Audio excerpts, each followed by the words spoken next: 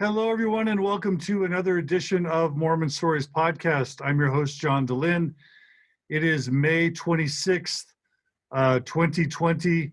We are still in the middle of the COVID-19 kind of global pandemic, but we're still going strong on Mormon Stories Podcast. And we are smack dab in the middle of what I consider to be a really important series. The series is on the historical claims of satanic ritual abuse in Mormonism. Just for those who haven't been following the series, there was what some would call a satanic ritual abuse social panic that happened in the late 80s and the early 90s here in Utah. And it was basically a panic where people claimed that groups or covens of Mormons and Mormon leaders were engaging in satanic ritual abuse of children and teenagers, alleging some really horrific acts, including cannibalism and murder and really horrific sexual abuse. And we've been covering that. We've done several episodes on it. And we decided that it would be really valuable to bring in a historian, not just a historian that is familiar with the satanic ritual abuse claims, generally speaking, but one who has done actual historical work and sociological work within Mormonism. And so I was made very early on aware of an article called "A Rumor of Devils: Allegations of Satanic Child Abuse in Mormonism, 1985 to 1994, which was a paper that was read by Massimo Introvigne at the annual Mormon Historical Association conference in Park City in 1994. And so I decided to reach out to Massimo, or Dr. Introvigne. And he, even though he's from Italy and he's currently in Lithuania, he was willing to appear on Mormon Stories Podcast and talk about his article or his chapter. Let me go ahead and read a little bit of a bio of Massimo. Massimo Introvigne is an Italian sociologist and the author of some 70 books on religious pluralism and new religious movements. He was, until 2016, professor of sociology of religions at Pontifical Salesian University in Torino, Italy. Torino, he can tell us how to pronounce that in just a second. He has written articles inter alia for Dialogue and BYU Studies. That's Dialogue, a journal of Mormon thought. In 2011, he served as the representative for combating racism, xenophobia, and religious intolerance of the OSCE, the Organization for Security and Cooperation in Europe, in which the United States and Canada are also participating states. He is also the author of a book called Satanism, A Social History. And again, he's the author of this really important article that I just mentioned called A Rumor of Devils: Allegations of Satanic Child Abuse in Mormonism, 1985 to 1994. So without any further ado, Massimo, welcome to Mormon Stories Podcast. Thank you so much for joining us. Thanks to you.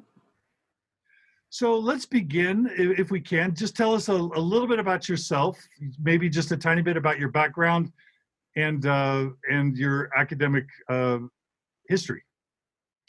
Yeah, I'm not really a historian, even if I been described as such many times, because what I practice is social history, but I am by background a sociologist and a scholar of new religious movements with an interest in old new religious movements like the Mormons, to what I devoted several books, and the Jehovah's Witnesses. And I visited Utah and many times I was a friend of the late Leonard Arrington, who is the origin of New Mormon History. I know many other Mormon scholars, and they've written, as you mentioned, for Mormon periodicals. There was a long interview with me several years ago in Dialogue. So my interest, I wrote what has been described more than once as the latest standard academic treatment of Satanism, that Satanism, a social history, which is a book of more than 600 pages, published by Brill in the Netherlands, which is perhaps the second largest academic press in the world, and has been reviewed many times. Now, what the heck the Mormons have to do with Satanism? And I believe the ritual abuse scare in Utah and more largely in the Intermountain West in the 80s is difficult to understand without a context which goes back much earlier. I believe it goes back actually to the year 1854 and to important American literary figure, Orestes Brownson. In 1854, Brown published The Spirit Rapper, which is an autobiography of his conversion from spiritualism to Roman Catholicism. And it has a chapter on Joseph Smith. He claimed he personally met Joseph Smith. We cannot verify this. And the different, of course, at this stage, Brownson wrote as a Roman Catholic. And the different hypotheses Catholic and Protestant ministers have about Joseph Smith, that he was an impostor, a fraud, a plagiarist, and he says he was nothing of the kind. He was a man discussing theology in a way that was impossible for a simple peasant as Joseph Smith was. But since Joseph Smith's theology was, from the point of view of Brownson, completely heterodox, the only explanation he could come by is Smith was under, knowingly or unknowingly, was under the influence of the devil. So Brownson's word was extremely influential. I found it quoted in Europe in different languages. Brownson was very popular author by the 1850s. And he started with this theory that Mormonism had something to do with Satanism. In 1867, even a poem called The Devil in America was published by a certain Lacon. I have not been, L-A-C-O-N, I have not been able to determine who Lacon was. It was published in Mobile in the south of the United States, where the idea that new religions came from the devil was quite popular. And again, this poem is, it's a satirical poem about how the devil created Mormonism. But these stories, in a way, the idea that the devil was at work in creating heterodox religions always had the public among fundamentalist Protestants, but went somewhat into disrepute and were regarded as truly marginal. I mean, you may have heard of the comics produced by one Jack Chick, who was quite controversial for his anti-Catholic and anti-Mormon comics. I once interviewed him in his headquarters of Chick Publications in California. It was a very curious character, and he kept alive the idea that Mormons had something to do with the devil. But to have the next development, which went out of the small ultra-fundamentalist niche, we have to make a jump and go to the year 1982. In 1982, Massimo, do you mind talking briefly about the cultural things happening in the 1960s and 70s that maybe set the stage for the book Michelle Remembers that comes out in 1980? Yes, in my book, Satanism: A Social History, I advance a theory which has been discussed by my colleagues. Not everybody agrees with it. I call the pendulum theory of Satanism, saying Satanism really exists, although it's a much smaller phenomenon than some media believes. And it goes public, particularly in when there is a boheme or counterculture, which has some followers. But when it goes public, since Satanism is by definition unacceptable and scandalous, there is a reaction. And anti-Satanism becomes more popular than Satanism. And Satanism goes underground. But anti-Satanism in its history, which really date back to the 17th century, is a lot about tall tales. So it becomes a victim of its own tall tales, and it falls a little bit into disrepute, which makes Satanism go public again, and the cycle is repeated. So what we have in 1966, in the 60s, in the counterculture is the public emergence of Satanism. In 1966, Anton LaVey founded the Church of Satan in San Francisco. And it was regarded as just another California eccentric. The first media coverage of LaVey was quite favorable, and he had Hollywood celebrities among his followers. But that didn't last for long. It created a strong reaction, particularly by evangelical Protestants.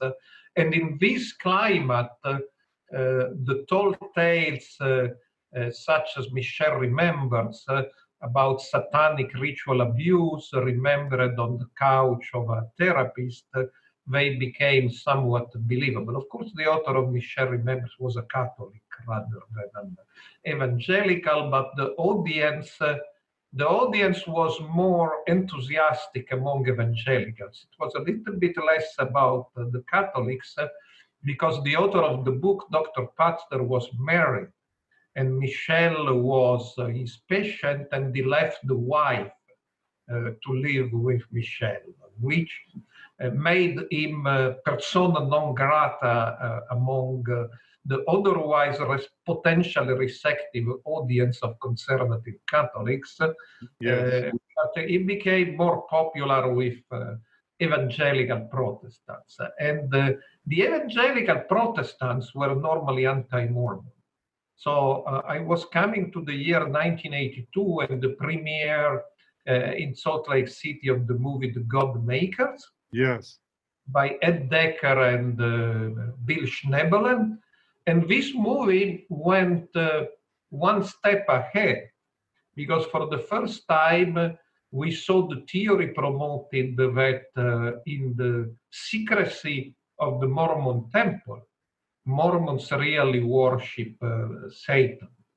And here comes Schneebelen, who is a very interesting guy. I've devoted to him 2 or 3 articles, because Schneebelen claimed to be a Catholic priest who had converted to Mormonism. That was actually not true. He was never a Catholic priest.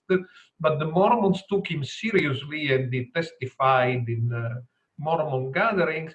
And then he went from Mormon to anti-Mormon, and claimed that he had evidence that the Mormons were actually worshipping Satan, and that one of the 12 apostles, Faustus, actually in a conversation with him admitted this. And I always believe that, of course, Faustus is how Dr. Faustus, who made a pact with the devil in Goethe's Faustus.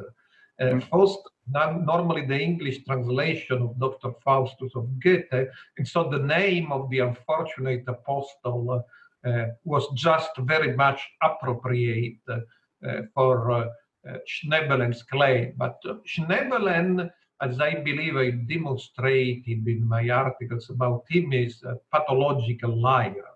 I mean, he created a number of tales about himself, so nothing that Schneebelen says should be believed, and surely I do not believe that in the secrecy of the temple the apostles worship Satan or the devil. No, no. In fact, I interviewed Ed Decker just a week or two ago. He's 85 years old now, and I did a lengthy interview with him, and I also just strongly disagreed with his interpretation that the Mormon temple is structured around Satanism. Let me go back really quickly to Michelle Remembers, if it's okay, only because I believe it's such an important book. As you lay out in your article, you talk a lot about the cultural things in the United States that lead up to the book Michelle Remembers. You talk about the movie The Exorcist, the movie Rosemary's Baby. You talk about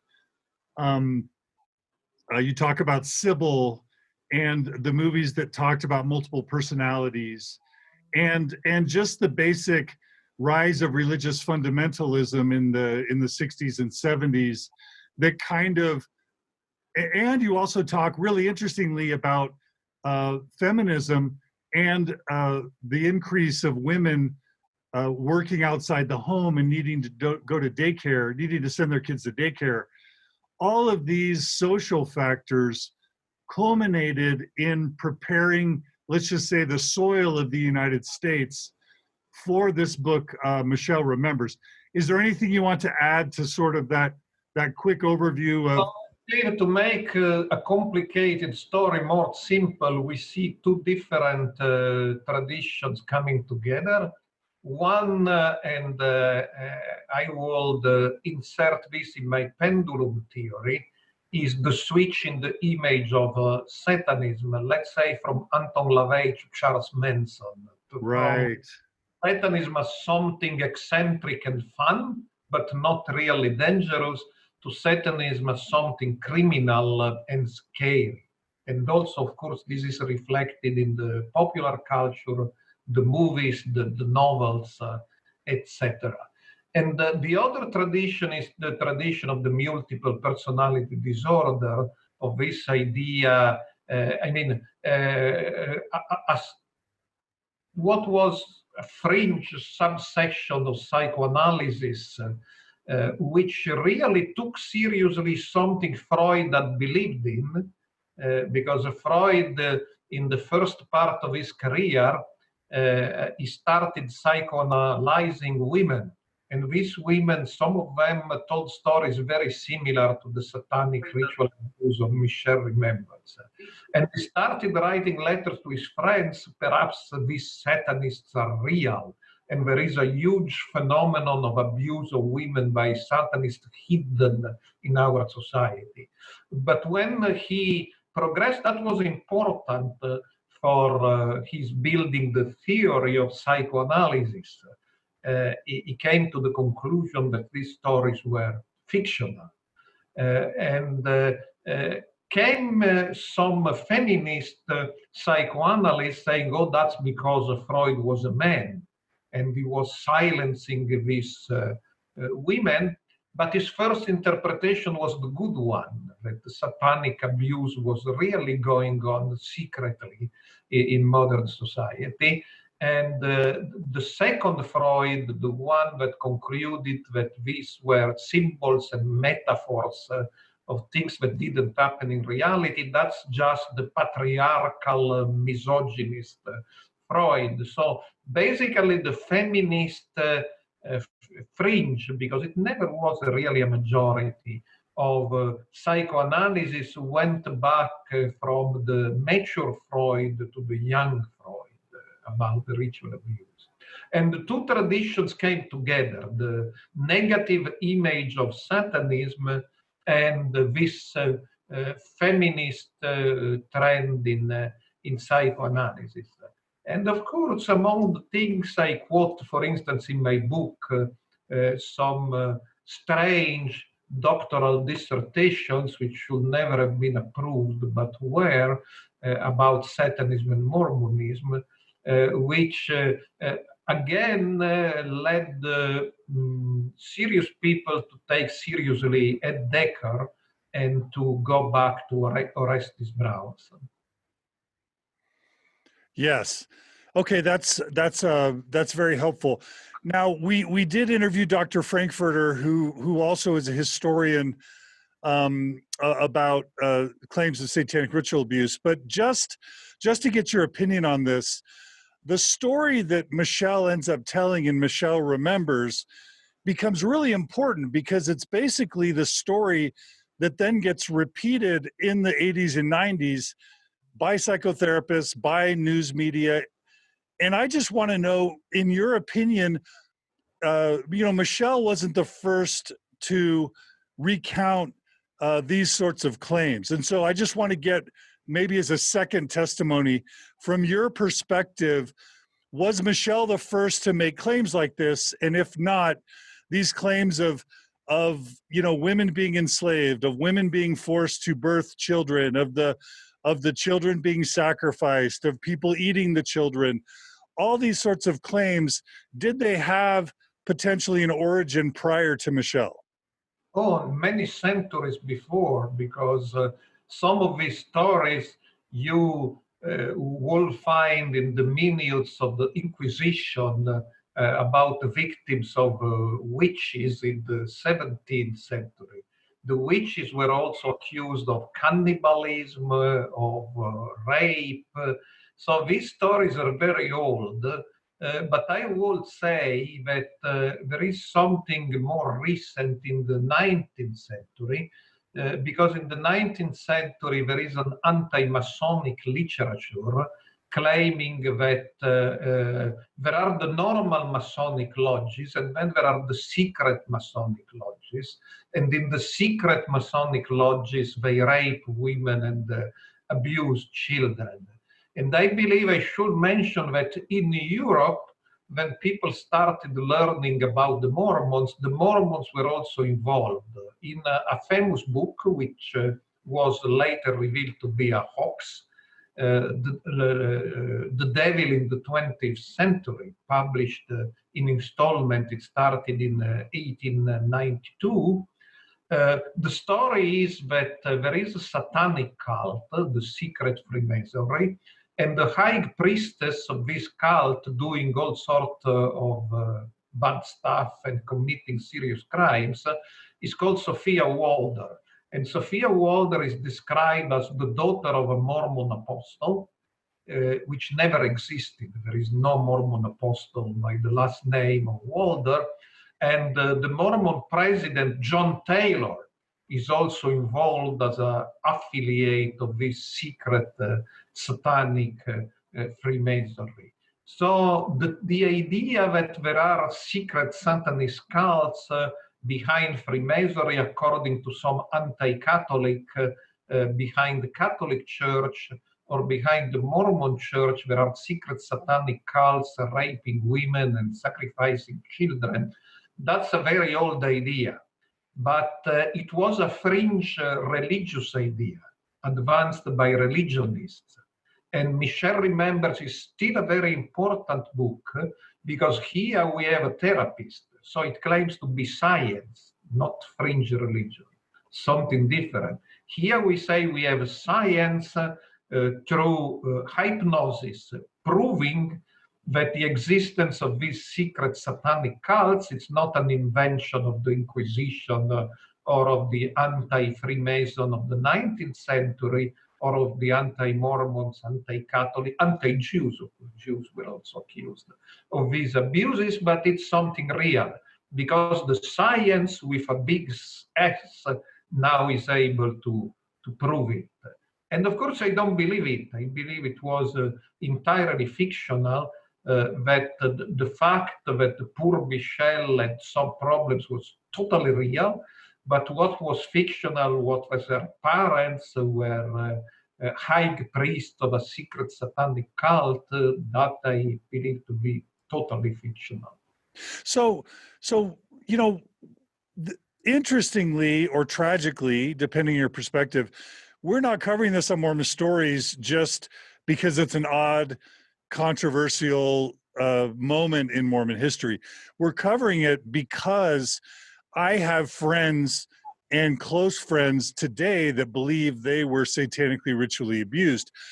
I have run into many associates who believe that either they or their loved ones were satanically ritually abused. And, you know, we have now fringe Mormons or ex-Mormons who also dabble in New Age spirituality, such as Teal Swan, who now has over 700,000 YouTube followers, who not only, you know, encourages her followers to envision their own suicides, but she also claims herself to have been satanic ritually abused, to be sewn into a corpse during her adolescence, also, you know, to be forced to kill and eat things, babies, or to witness it, all sorts of really horrible things. And so there are a lot of people out there that want to believe, or that do believe, that SRA is real. And so let me just ask you something that for you may seem like a silly question, but I just want to ask it.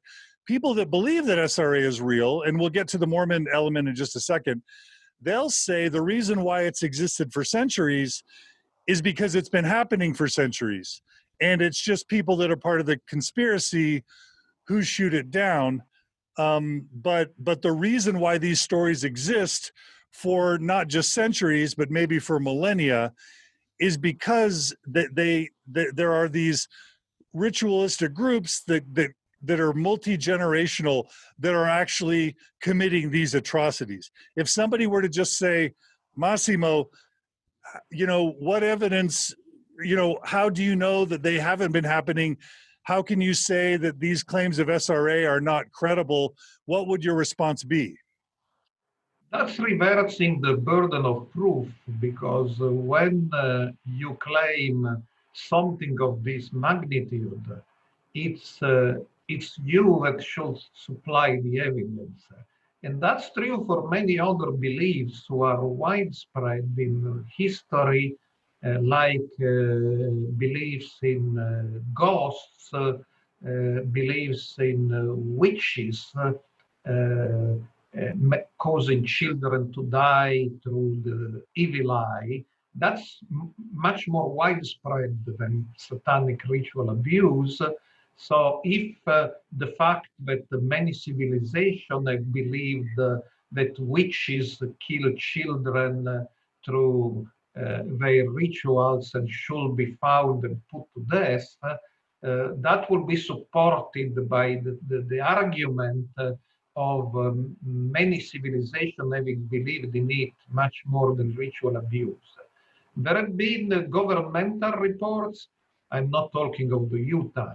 I'm talking of national reports, the LaFontaine report in the United Kingdom, and the National Center of Child Abuse and Neglect report in the United States, and several others. They have concluded that there is no evidence that the generational satanic ritual abuse ever existed. There is no evidence of widespread or even significant practice of ritual abuse by Satanists. Even if you study Satanism, there have been Satanists guilty of child abuse, but I would say less than Catholic priests or evangelical pastors. So that doesn't, it's not satanic ritual abuse.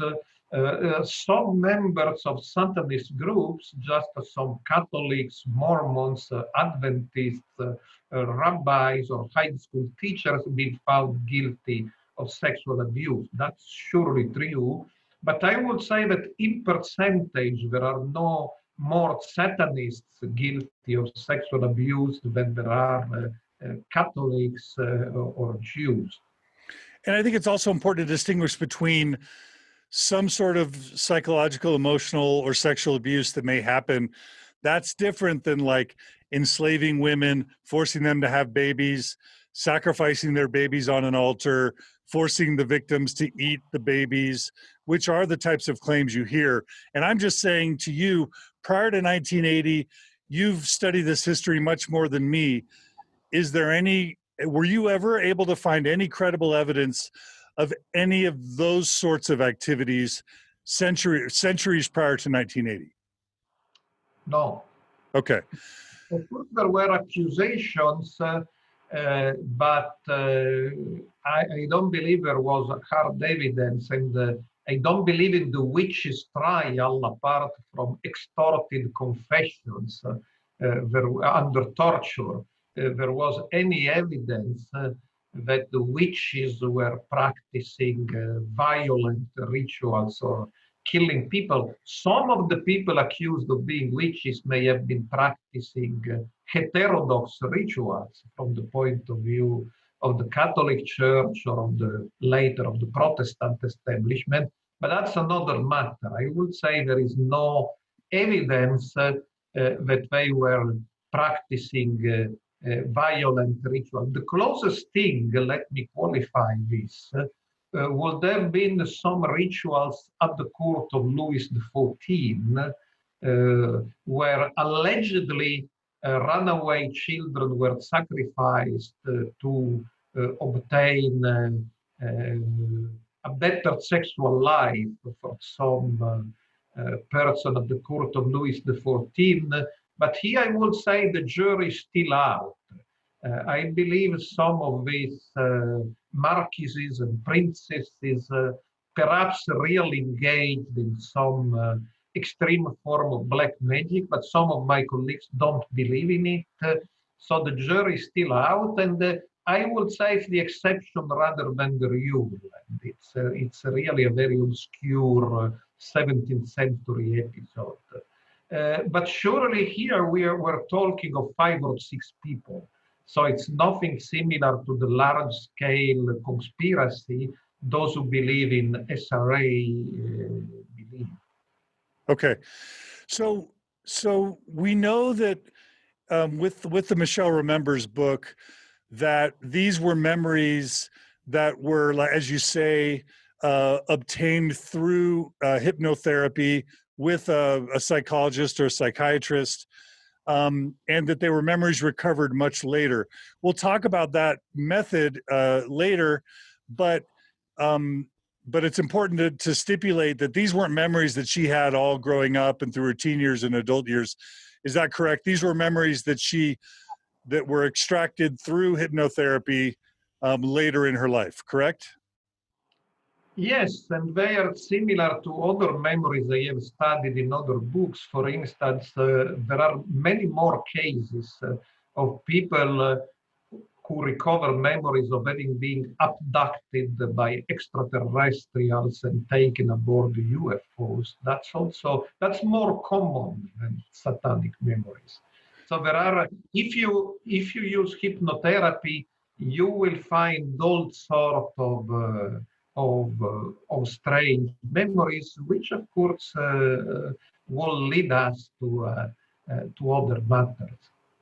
So where do you think, if Michelle just came up with these memories through hypnotherapy, but they match centuries-long allegations and claims, where might Michelle have heard of these sorts of claims and patterns such that she then would relate them through hypnotherapy?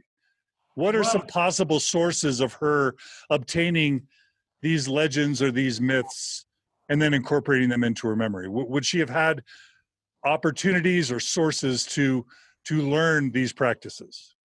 Well, your question really assumes that Michelle really told Pazder what Pazder says she told him. But we don't know this for a fact. And I believe it's much more believable that it was a sort of therapeutic and literary cooperation. And of course, Pazder, as a therapist, will know of the literature of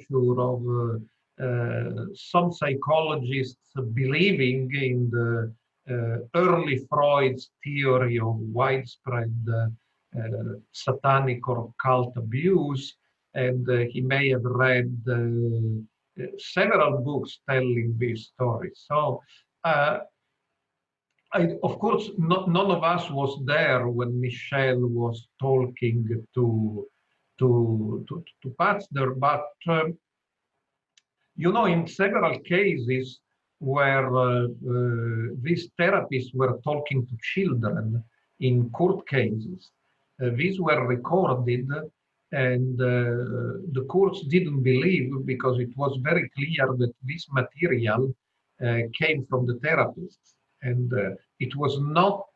It didn't come from the memory of the children who told the therapist. Okay, and we'll talk about McMartin in just a second. But it sounds like what you're saying is maybe Pasder read Freud, read about these claims of satanic ritual abuse, and then in some sort of collaboration wrote the book. But he could have either just falsified the book and or implanted the memories in Michelle. And just to be clear, the types of things alleged in Michelle Remembers includes torture, being locked in cages, being sexually assaulted, witnessing human sacrifices, being rubbed with the blood and body parts of various sacrificed infants and adults. And so you're saying that maybe it was Pasder who either implanted those memories or fictionalized them. Is that what you're saying? It's a possibility, or she could have read popular books, including novels about the Satanists. So there would have been novels prior. Oh yes, in the 50s there were already novels about all this stuff. Was by Satanists. There were even comics about it. If you look at the Warren comics story in the early 60s, you find a lot of story about Satanists normally torturing scantily clad women. Right.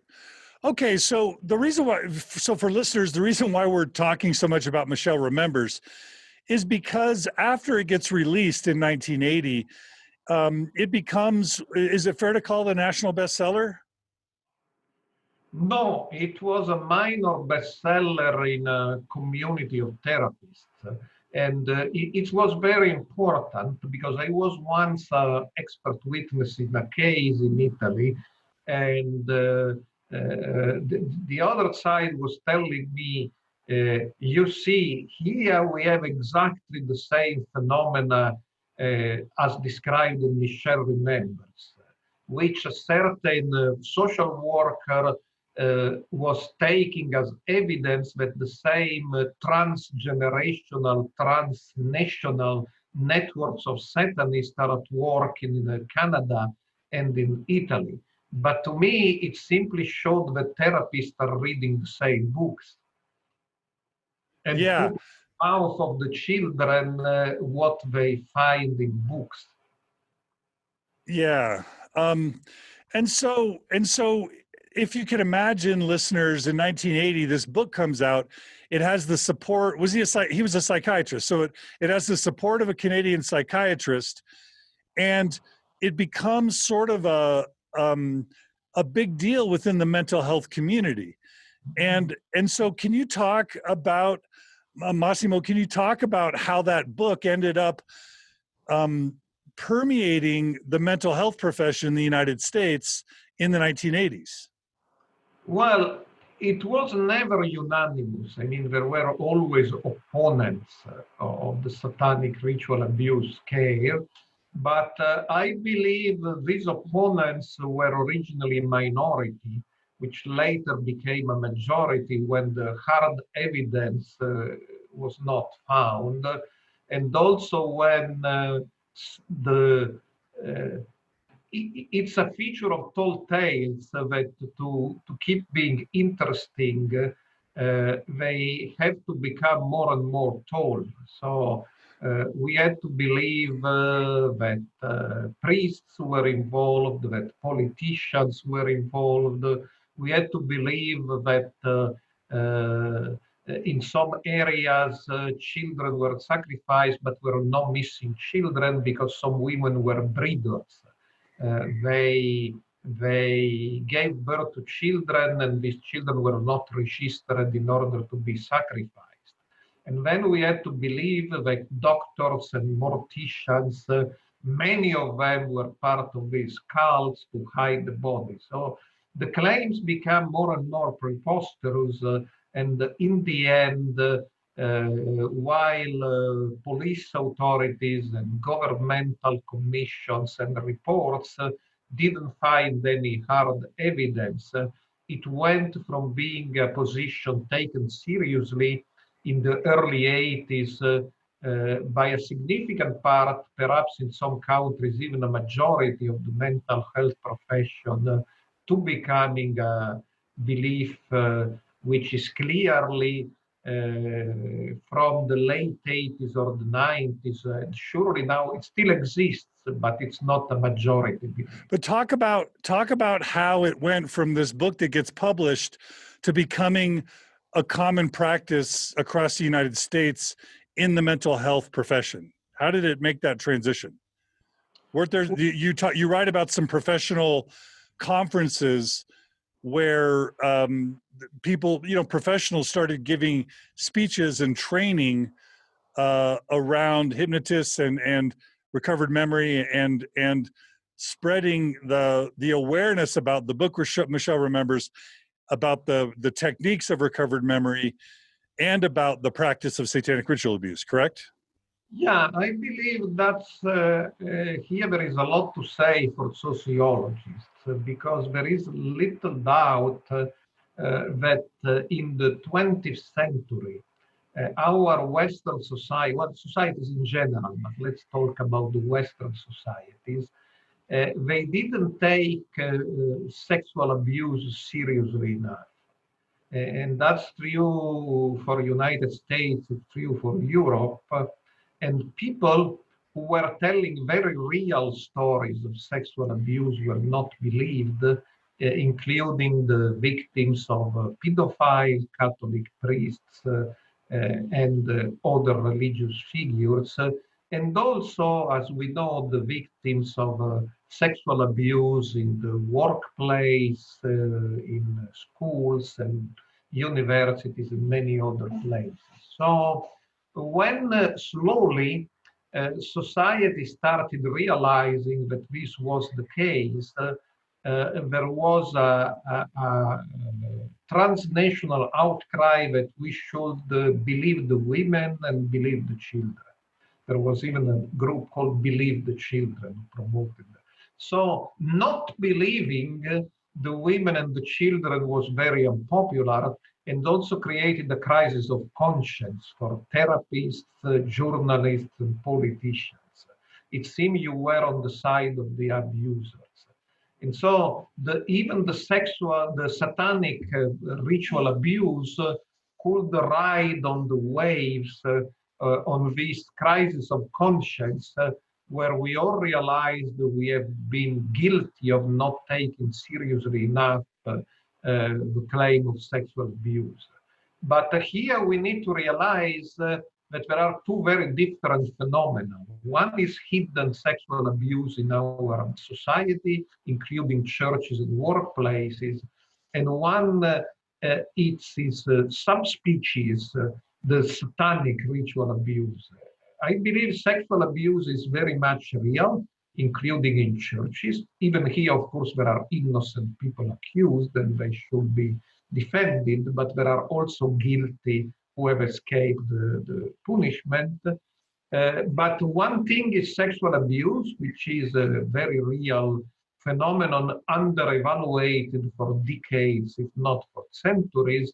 And the other is satanic ritual abuse, of which no evidence exists.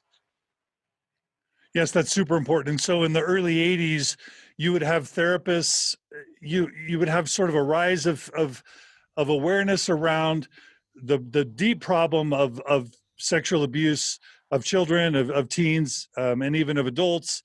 And so you have therapists becoming more sensitive to claims of sexual abuse, which we all would say is a good thing, a super good thing, a crucial thing. But then how does Michelle Remembers, in addition, ride that wave in? How does, again, the recovered memory techniques, the hypnosis, and then just the social panic around SRA, how does it become such a interwoven part, even if controversial, of the US and international mental health community? Yeah, I believe it was, I don't want to psychoanalyze the psychoanalysts, and it's not my job. I'm not a psychologist nor a psychiatrist. But there was a lot of guilt for not having heard the voices of sexual abuse. And of course, in this cover-up, the mental health profession was as guilty as anybody else. And so everything, even if it looked strange, like Michelle Remembers, which would help dig deeper into the societal hidden secrets of sexual abuse, was in a way welcome, or at least if you opposed this, you will become very unpopular. You are somebody who doesn't believe the victims, doesn't believe the women, doesn't believe the children. And so it was originally very unpopular to oppose the SRA books and therapists until too much became too much. And of course, there were cases of obviously innocent men and women thrown to the media. There were, and so among the victims, those unfairly accused of horrible crimes also started having their place. So this, and so this is something I'll look to cover in a maybe a future series of Mormon Stories podcast. But my understanding of the history is that there would be professional associations of mental health professionals, of psychotherapists, of hypnotists, etc., where at these annual conferences, this topic would come up, Michelle Remembers would come up, and the techniques that were used in Michelle's Remember of recovered memory, of repaired memory, would be taught and sort of evangelized. And then therapists would take this back into their home states. And whenever a presenting client would emerge, let's just say someone who was suicidal, somebody who was engaging in self-harm, somebody who was deeply depressed or bipolar, there would sort of be this sort of situation where, wow, I've got a client who's in a really hard spot. Maybe they were satanically ritually abused. Let's use this technique to see if we can figure this out. So they'd lie them down, they'd perform hypnosis, they'd ask them to go back into their childhood memories, and they would say, do you have any memories? And then they would start to potentially implant the memories. Were there ritual abuse? Were you sexually abused? Were there objects? Were people wearing robes? Was there chanting? And as you're engaging in this sort of hypnosis slash inquisition, you're actually planting the stories from Michelle Remembers into their brain. And then as they're trying to go back and reflect on their childhood, and then you've implanted the memories, then they start coming up with those memories, and then the therapist would positively reinforce it. And in some instances, like Kim, who we interviewed on Mormon Stories just a few weeks ago, we released it, the therapist would almost insist that the satanic ritual abuse happened. And so there was actually pressure on the part of the therapist to pressure the client into believing the narratives that were never before remembered, but that came out during these hypnosis / therapeutic techniques. Now, does your sense match what I just articulated in terms of what started happening in the therapist offices? Yeah, that happened all over the world. All over the world. I believe in the cases in the Mormon community of Dr. Barbara Snow, Dr. Noemi Mattis, of the book Paper Doll, there were some unique features. because I believe either the therapist or the patients or the milieu where they operated, they should have been exposed to anti-Mormon literature in some way as well. And of course, the second element was, and I believe you have covered it in your podcast before, is the unique reaction of the Mormon Church.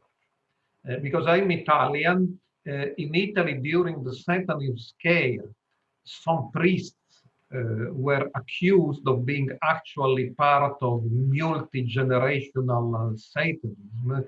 And the reaction of the Catholic Church was to say that's just nonsense. Yes, there are priests guilty of sexual abuse, but all this satanic stuff is just BS. They wouldn't use BS, but words to that amount.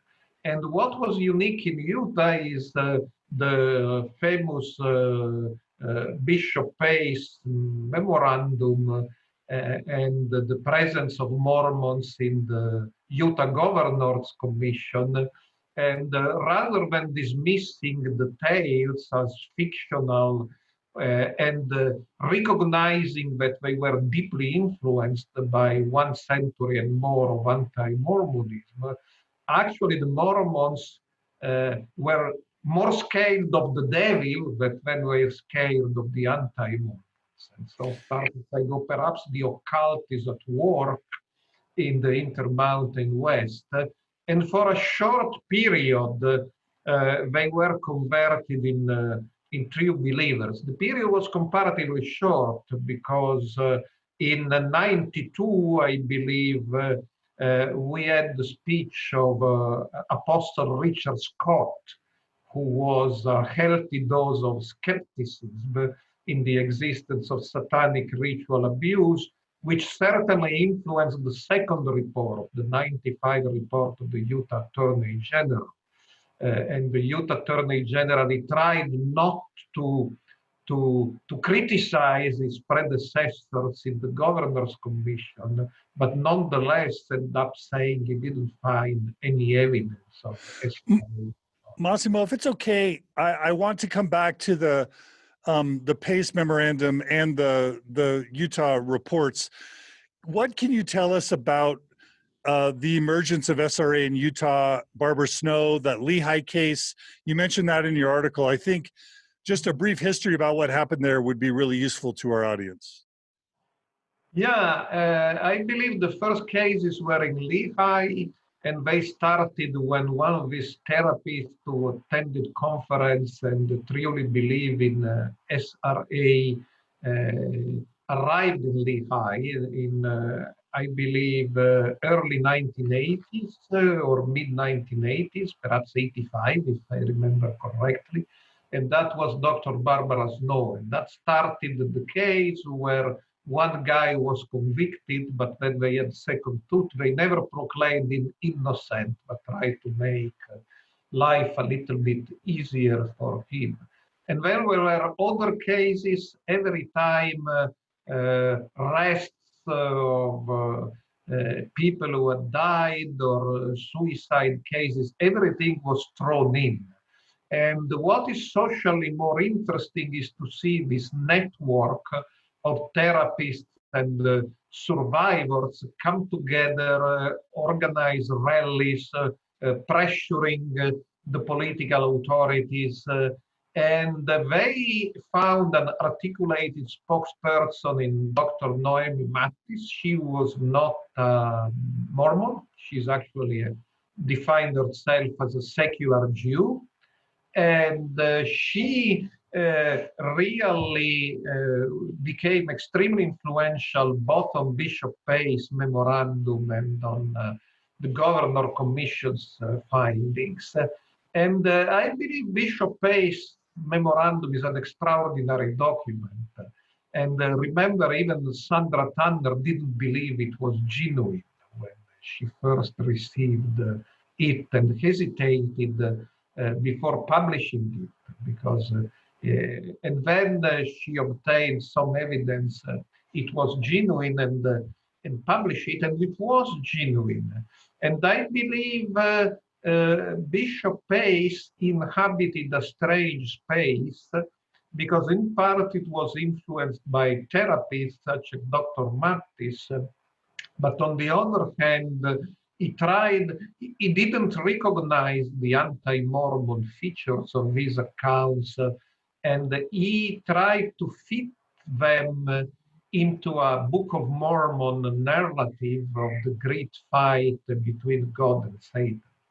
Yeah, and we'll come back to the Pace memo, but as I read through your recounting of Barbara Snow's involvement in Lehigh, it was the Lehigh 8th Ward, and what you write is that Barbara Snow ended up accusing, was it 40 adults in one ward of being part of satanic ritual abuse? Yeah, I studied these documents long ago, but I believe you are correct. Yeah, so I mean, she learns this technique, she applies it to one ward, and she finds 40 people engaging in satanic ritual abuse. I need to confirm that number. I just found it and then I lost it again. What do you know about the trials and the court cases and what came out of Barbara Snow's antics in Lehigh?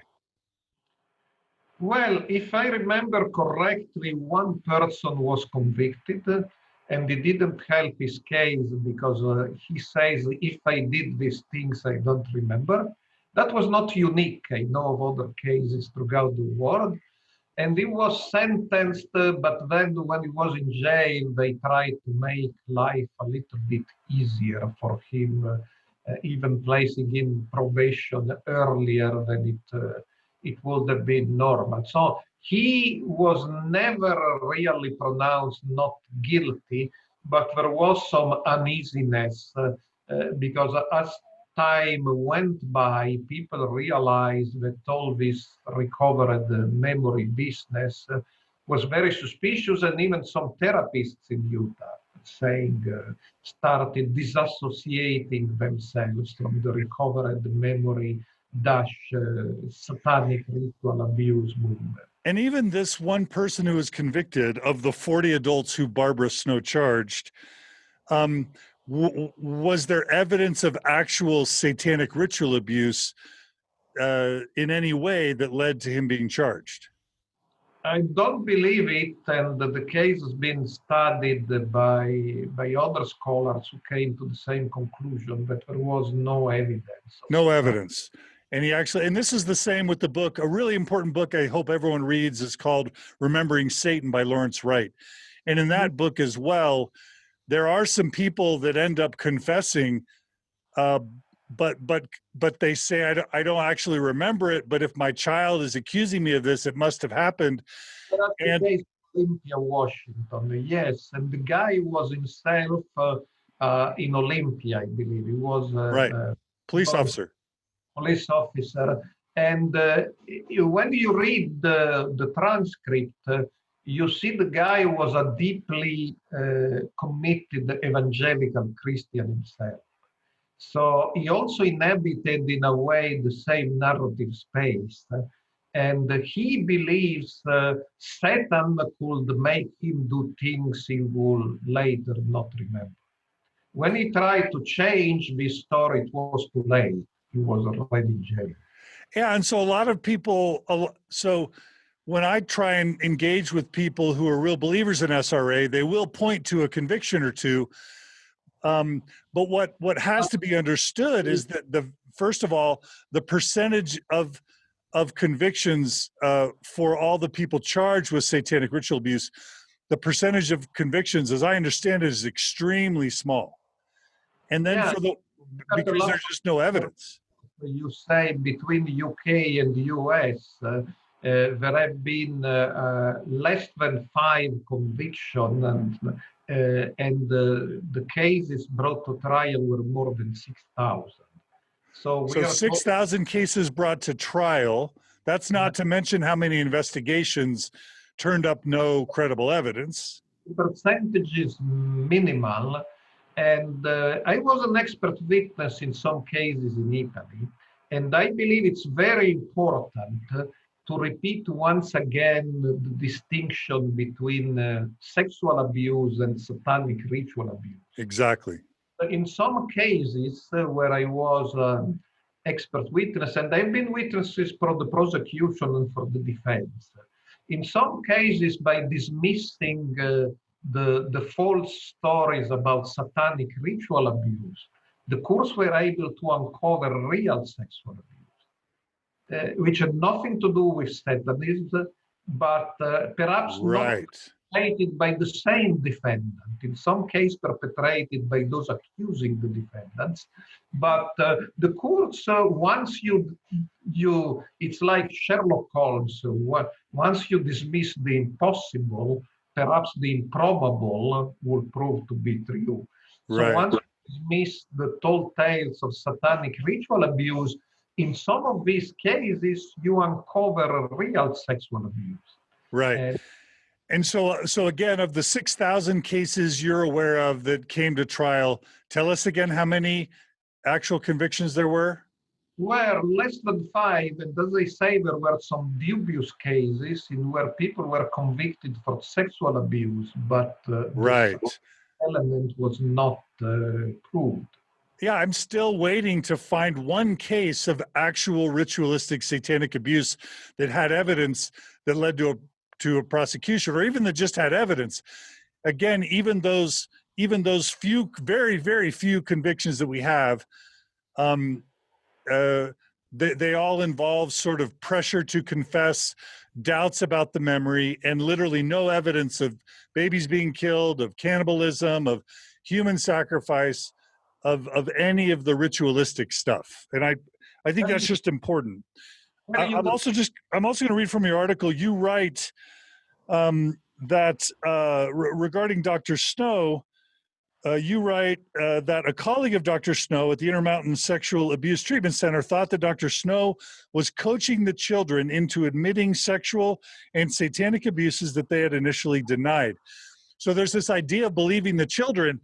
In so many of these cases, in McMartin, in the cases up in Canada that I've learned about, there's this mantra of believe the children. But as I understand it, most of the time when they started interviewing these children, the children said at first they weren't abused, but then they were held for long periods of time. Memories were planted. They were pressured, given questions over and over again. Did he touch you here? Did he touch you here? Did he touch you with an axe? Did he touch you on your penis? Did he touch you on your anus? And then they would be positively rewarded if they gave a good answer and allowed to leave. And so there was this positive reinforcement, this holding them for long periods of time, and then implanting with leading questions that all led to children eventually in these cases admitting to all sorts of things, but with no evidence, including things that were beyond possibility, like with the McMartin case, where they were like helicoptering or airplaning these kids out of the daycare onto some other foreign island during the time that the parents, were at work. Just really impossible sort of claims, but I'll just finish. A 10-year-old girl testified that she had tried to persuade Dr. Snow that she had never been abused, but later had cracked under the pressure of the therapist, persuaded that Dr. Snow would not have let her go unless she agreed to accuse someone of ritual abuse. Hadfield's defense attorney, Dr. Stephen Golding, director of clinical psychology at University of Utah, is an expert witness who labeled Snow's techniques as subtly coercive and highly questionable. And again, a nervous and confused Hadfield, who was the guy I think you said who was convicted, didn't help his case in court when he said, if I did those things, I don't remember. So again, even the guy convicted said he didn't remember. So something that's interesting that you write is that it was kind of fortunate for Utah that the Lehi case happened so early and so quickly, because it sort of set a tone in the judicial system, in the law enforcement community, to where you didn't see a lot of these cases emerge after Lehi in Utah. Am I right about that or wrong? Yes. What I was mentioning before is also we should not confuse cases of satanic ritual abuse with other kind of violence, which can be perpetrated by some fringe Satanist groups. For instance, in the black metal music community, which is a huge community, and it's normally law-abiding, but there have been cases of musicians killing people or killing other musicians, and perhaps even say they did this as an act of anti-social Satanism. But that's nothing to do with... in Italy, we had a horrible case of some metal, not black metal, death metal, musicians. They called their group the Beasts of Satan, and they killed 4 people claiming they were satanic sacrifices, adults, not children. But this is more violence at some peripheral fringe of the dark metal movement, and it's not what we normally call of satanic ritual abuse. And why do I mention this? Because sometimes this is used as evidence that satanic ritual abuse is real, but that's only evidence that in the milieu of the concerts of heavy metal, while the majority of groups and fans do not commit crimes, sometimes do, and in this concert sometimes there is a lot of alcohol and drugs, and things can go out of hand. But that's no evidence, I repeat, no evidence that satanic ritual abuse exists, and it's an entirely different phenomenon. Let me go ahead and ask you really quickly. A couple of years ago, when McKenna Denson and Sam Young and all the Protect LDS Children movement was happening, a lot of media descended on Utah. And one of the reasons why I felt so passionately that this case needed to be covered was because so many reporters wanted to investigate legitimate sexual abuse, but within Mormonism, the Mormons, the sources that the reporters would talk to would keep interweaving claims of outlandish satanic ritual abuse and cannibalism and killing and eating babies into the narratives of legitimate sexual abuse, to the point where so many reporters didn't feel like they could actually credibly report on many of these stories. I believe in your question is hidden a very important point, that actually one of the paradoxes and ironies of the satanic ritual abuse movement and of books like Paper Dolls is they damage the case of the real victims of sexual abuse. Because when real victims of sexual abuse, not satanic abuse, just plain sexual abuse, when they told their stories, people who had come to dismiss the satanic ritual abuse stories put all of them together in the same category, but they are not in the same category. And I believe the satanic ritual abuse scare was a distraction which prevented people from looking where the problem really was, and there was a very real problem of sexual abuse, but the satanic ritual abuse stories created a lot of confusion. And that, of course, is also true in the Mormon Church, where there are instances of sexual abuses, which I will not use as evidence that Mormonism is a bad religion, because there are cases in all religions.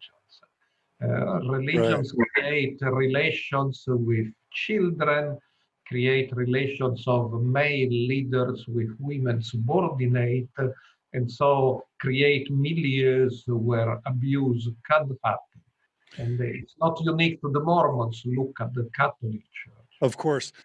So as you mentioned, we'll be covering this later, but Glenn L. Pace was asked at some point to conduct a study, and he wrote up this Pace memorandum, which we'll cover in a later episode.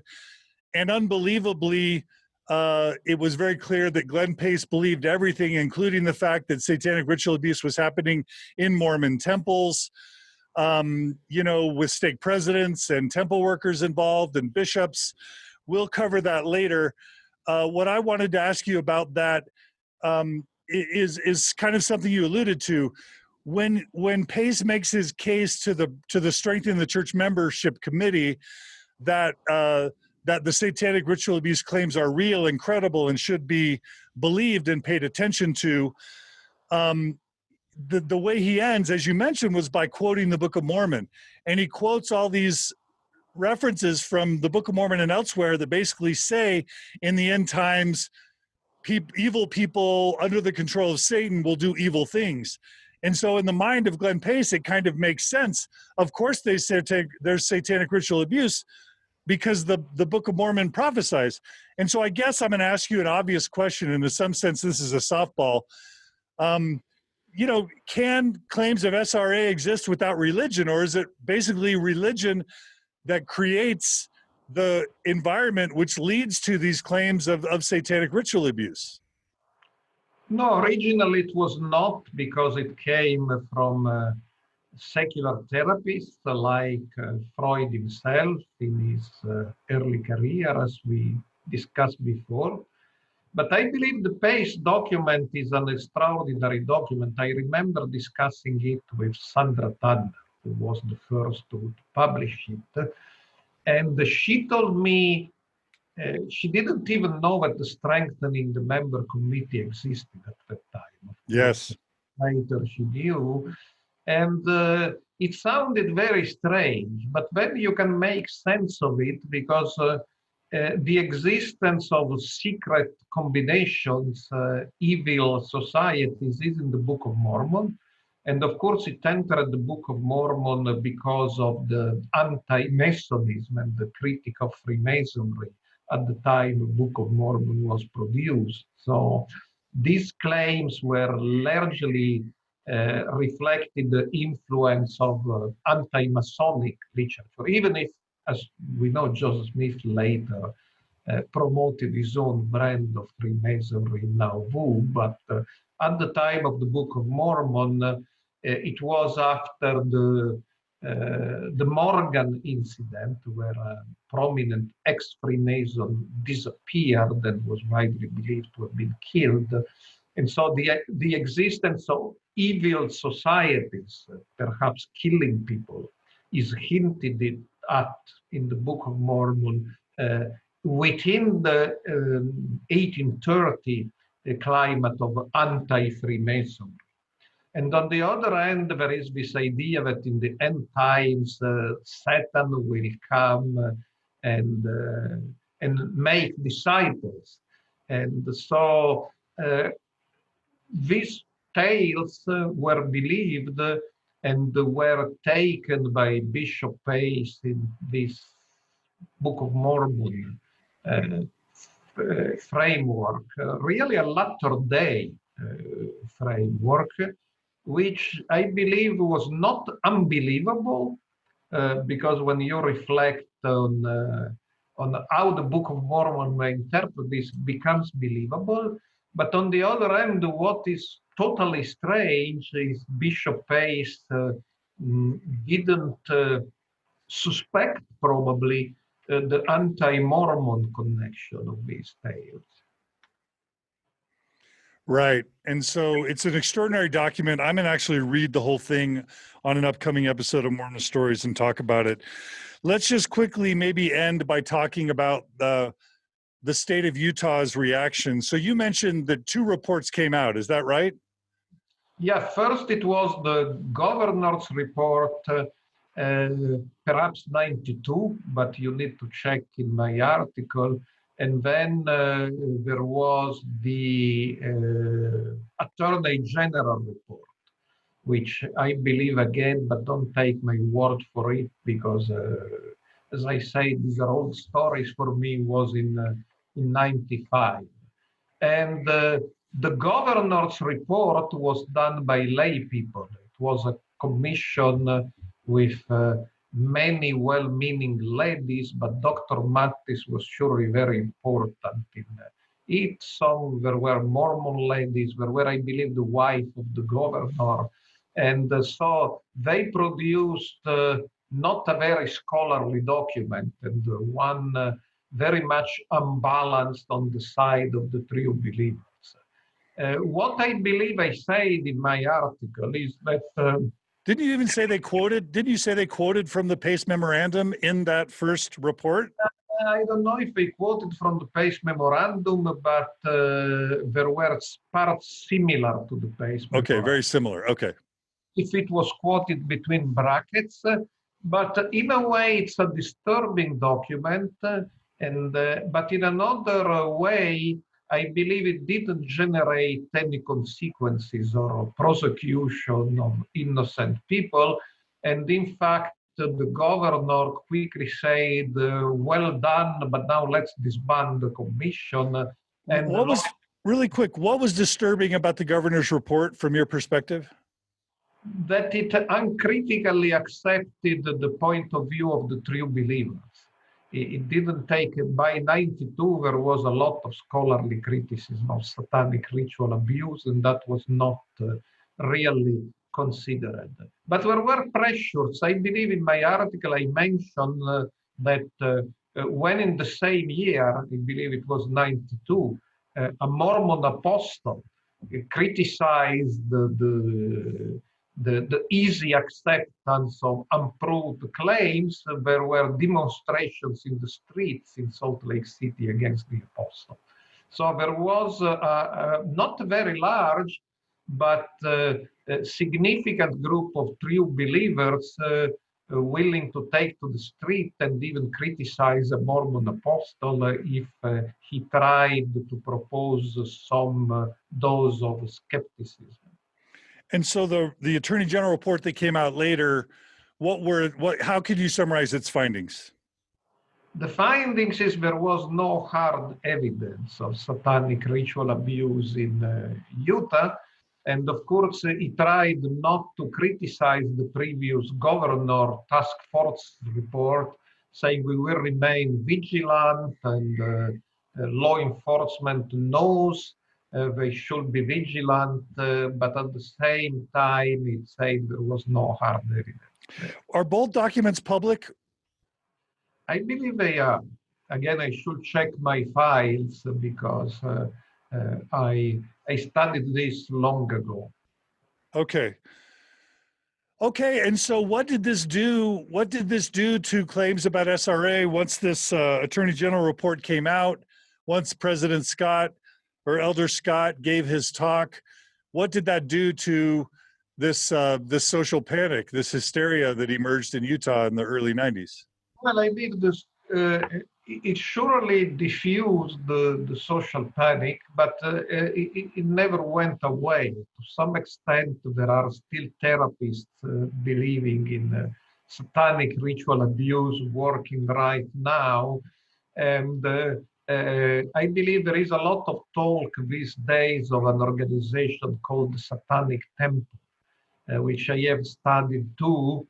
And recently, a nice book came out by my colleague Joe Laycock called Speak of the Devil, and the origin of the Satanic Temple, which is a group of people in Salem, Massachusetts, which really don't believe that the devil really exists, but use the devil for happenings and provocations, promoting the separation of church and state.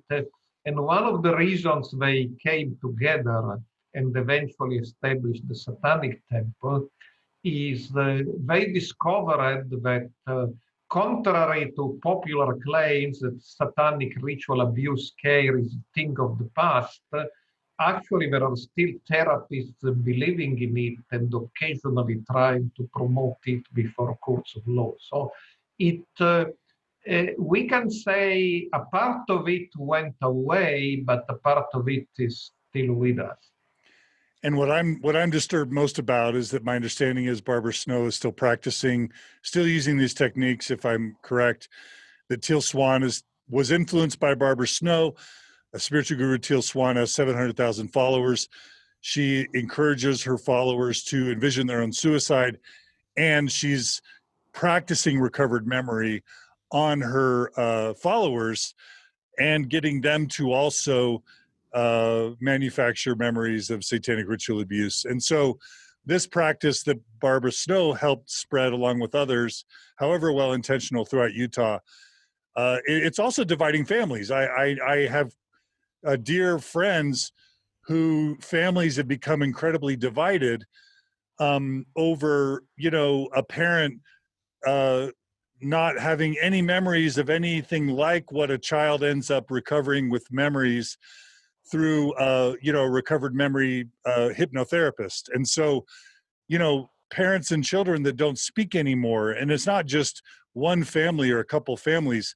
I've had several people write into me telling me that they're estranged from their parents or their children because either the parents or the children believe SRA happened, and then the other parents of the children just can't imagine it being possible with no evidence, and it's enough to completely fracture families today. And then the final thing that I just want to ask you to speak about is something that came out with the CBC podcast that I listened to.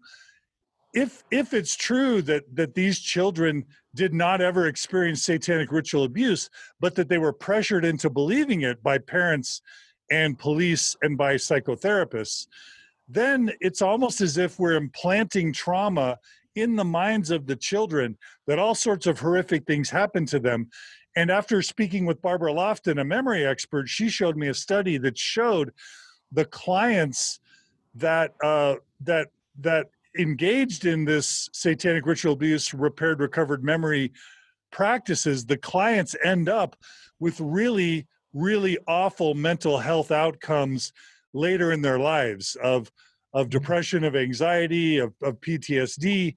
And so I guess what I want to say is, do you have anything to conclude, Massimo, just about how these stories have impacted the lives of the families and of the children who were a part of all this?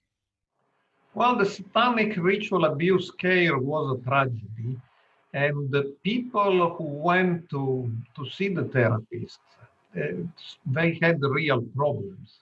Many of them had real problems, and so these problems should have been addressed in a normal way. But since the therapists really believe in satanic ritual abuse, that was the quick fix.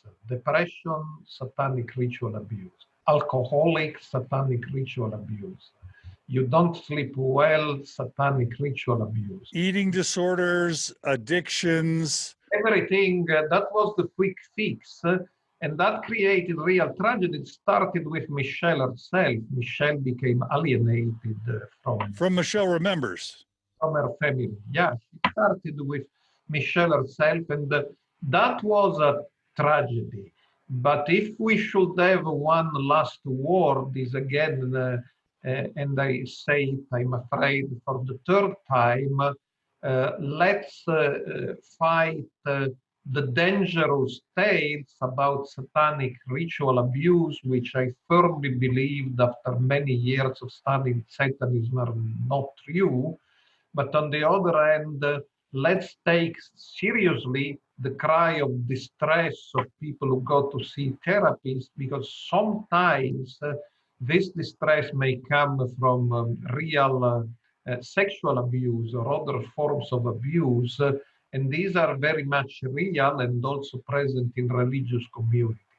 And I believe the worst legacy of the years of the satanic ritual abuse scare is this confusion between plain, so to speak, sexual abuse and SRA. And while I say that SRA is almost entirely fictional, on the other hand, of course, nothing that I said in this podcast should be constructed to deny that there is a very serious problem of hidden sexual abuse in our society, which exists everywhere and also exists in organized religion. Amen. So let's fight legitimate sexual abuse. Let's not have legitimate sexual abuse and legitimate claims of sexual abuse with evidence be undermined by these fraudulent, unethical techniques of recovered, repaired memory with hypnosis, and these hysteria-based claims of satanic ritual abuse that end up, leading to false accusations, but also tainting credible accusations of sexual abuse, and then finally harming the clients and the patients, preventing them from getting the real treatment that they need to heal by not only alienating them from their family members, but also providing them with treatments that don't end up making them well, and in fact, compound the trauma. So thank you so much, Massimo. The article is A Rumor of Devils, Allegations of Satanic Child Abuse and Mormonism, 1985 to 1994. If you want to read more from his book, the book is Satanism, A Social History by an Ari's book series. And the press is, tell us the press again. Brill. And that's Brill, Brill Press, Satanism, A Social History. Massimo, thank you so much for being willing to share your expertise with us as an objective kind of third party. Your scholarship was crucial to helping me start to understand this issue. And just on behalf of Mormons, on behalf of my people, Utahns, just thank you so much for your work. Mm-hmm. Thank you. Thanks to the audience who has been very patient. Thank you. All right, Massimo, you take care, and we hope to see you again soon on another episode of Mormon Stories. Maybe we'll have you back. Is that okay? Yes. Bye. Okay, take care, Massimo. Thanks. Bye. And listeners, I just want to thank you all so much for joining us today on Mormon Stories podcast. It's been so great to have you. We are still going to do a little bit more on this series. We hope to cover the PACE memo. We hope to cover the Utah state reaction to it in a little more depth. And then I want to make a call again, if there are any people with any claims of having been involved in or participated in satanic ritual abuse, like I've done on every episode, I want to call you to please reach out to me. As skeptical and as evidence-based as we've been on Mormon Stories podcast so far, if there are any cases where there's any credible evidence involving satanic ritual abuse, especially if there's no Barbara Snow involved, there's no recovered memory or hypnosis involved, but there's credible evidence and or investigations that uncovered credible evidence, we would love to be wrong about this. We would love to discover that at least some of these claims were legitimate.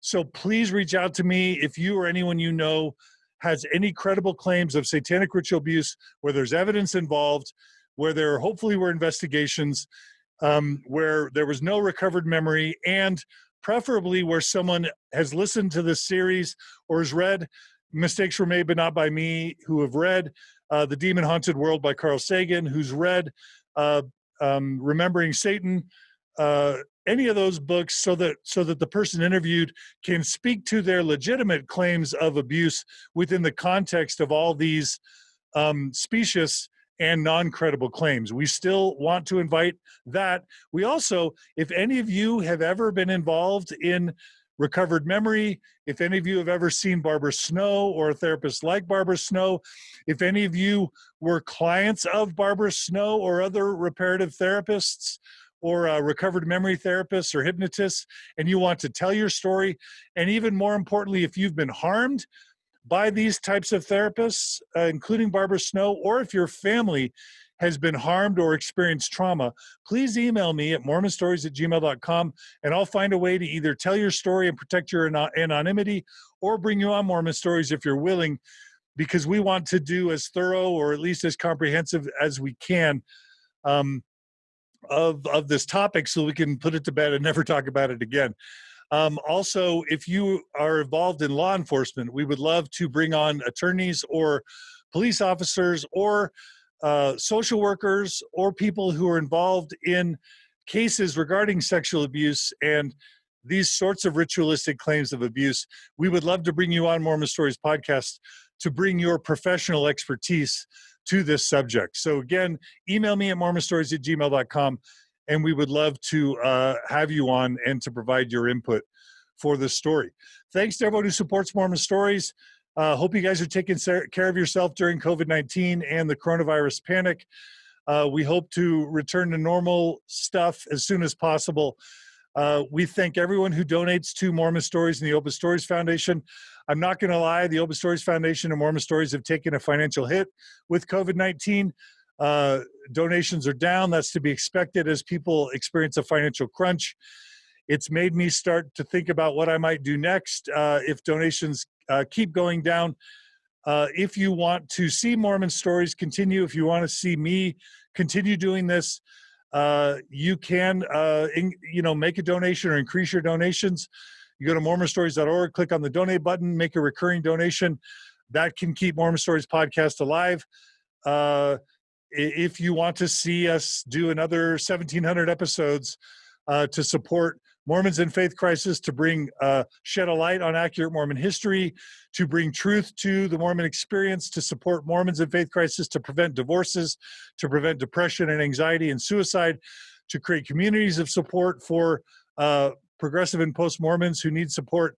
If you want to see all that continue, please do consider a donation to Mormon Stories podcast or recurring donation. We are a 501c3 nonprofit. We have a board. We have a great accountant. We have solid accounting practices, and we would love to do this work for as long as you can support it. So thanks so much, everybody. Check us out at mormonstories.org. Please email me with any questions, ideas, or concerns, mormonstories@gmail.com. Feel free to send constructive comments to our blog at Mormon Stories. And we hope to see you guys again really soon with more interesting stuff. Thanks, everybody, and take care.